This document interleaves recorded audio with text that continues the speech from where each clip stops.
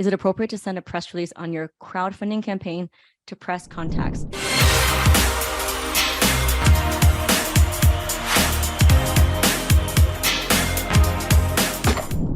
Should they be in business publications or customer-focused industry publications? So I have a whole training on press release. I also have 2 episodes on my podcast about press releases.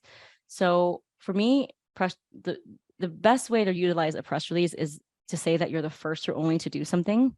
And you can do that in conjunction with the fact that you've raised, right? So if you look at all of the press releases I've written, you can go to gloriachoupr.com/services.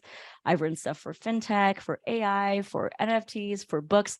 And you don't have to be the first to do X, Y, and Z, but you might be the first to do X, Y, and Z in your city or in this way, right? And then you can couple that with the crowdfunding campaign to be like, hey, we're the first to do X, Y, and Z, and we've launched and we announced that we raised, right?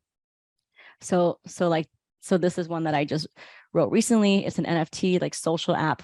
And I do this on my VIP day, by the way. It's a 6-hour writing day. So we talk about how it works, why it's different. It's talking that it's announcing, right, that it's launched an NFT, but like why? To empower users to own their data. And then the subheadline talks about the how. So the headline is the what, the subheadline is the how. So talk about how you are the first to do something. I wouldn't do a press release announcement just to say that you've, launched your crowdfunding campaign, because it's not cheap to release a press release, right? So if you can couple 2 or 3 different things in there, that would be really great.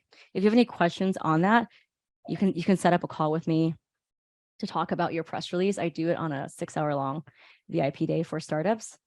It's gloriachoupr.com/VIP.